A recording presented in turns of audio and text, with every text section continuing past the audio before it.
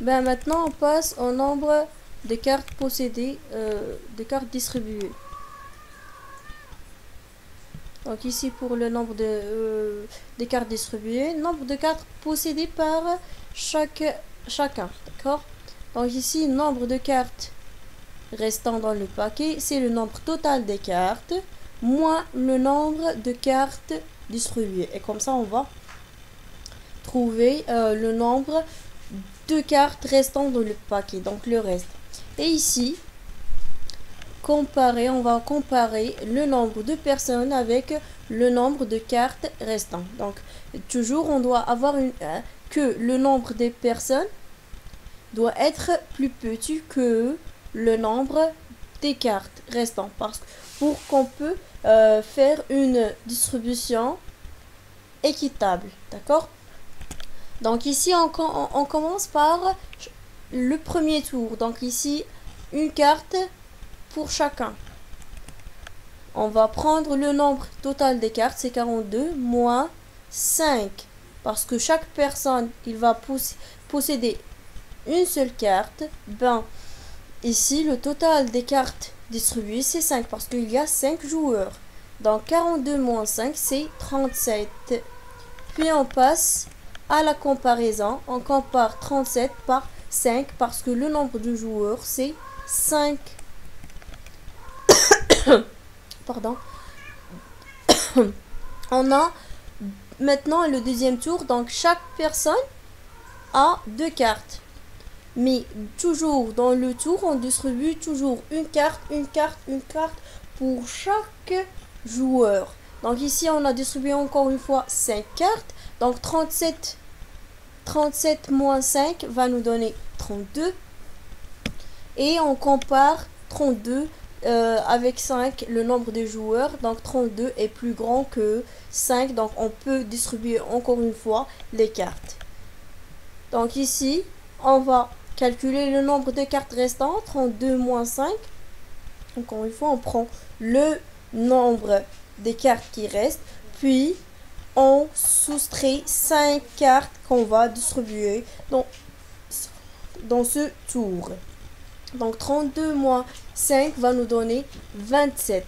Donc on va comparer maintenant 27 avec le nombre de joueurs. Donc 27 c'est plus grand que 5. Donc on peut encore faire on peut encore distribuer les cartes.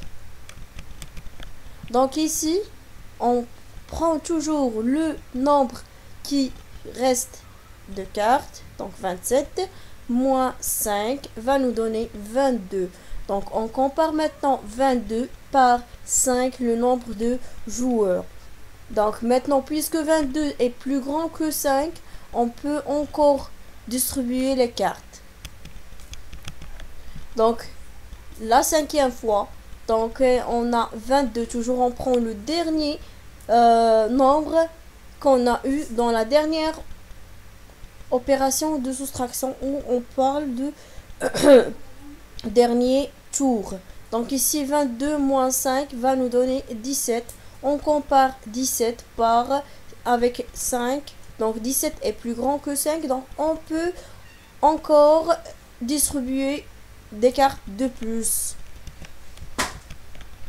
Donc ici maintenant chaque joueur possède 6 cartes. D'accord. Donc ici 17 moins 5, parce qu'on va redistribuer encore une fois une carte pour chaque joueur. Donc le total c'est 5 cartes. Donc ici 17 moins 5 égale à 12. Et on compare 12 avec 5. Donc 12 c'est plus grand que 5. Donc on peut encore distribuer les cartes aux joueurs. Donc maintenant 7 joueurs. Les 5 joueurs vont posséder 7 cartes. Donc 12 moins 5 va nous donner 7. On compare 7 avec 5. Donc 7 est plus grand que 5. Donc on peut encore distribuer des cartes. On passe maintenant à la 8e fois. Ben ici, chaque joueur va posséder 8 cartes. Donc ici 7 moins 5 va nous donner 2. Donc 2 on va la comparer avec 5. Donc 2 c'est plus petit que 5. Donc on peut plus encore distribuer des cartes parce qu'il reste juste 2. Mais nous on a 5 joueurs. Donc il y a juste 2 joueurs qui vont prendre des cartes et 3 vont pas prendre des cartes. Donc c'est pas équitable. Équitable c'est où je sais oui. Donc ici tous les joueurs doivent posséder le même nombre de cartes. D'accord?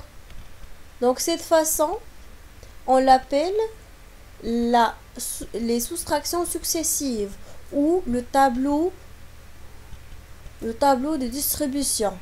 جدول توزيع أو الطرح المتكرر. Donc maintenant on passe à j'applique. On a, ils ont dit que avec 74 perles, combien peut-on faire de colliers de 9 perles, de colliers de 7 perles et ils ont demandé d'utiliser la méthode de la multiplication à trous pour celle des soustractions successives. Donc on va utiliser les deux méthodes qu'on a vues juste plus tard ici dans la solution accompagnée. D'accord? On a utilisé la multiplication à trous et on a utilisé la soustraction successive. Donc la soustraction successive c'est ça, c'est ce tableau, le tableau de distribution, et la multiplication à trous. Ce qu'on a fait ici c'est ça, quand on écrit de cette façon, c'est une multiplication à trous.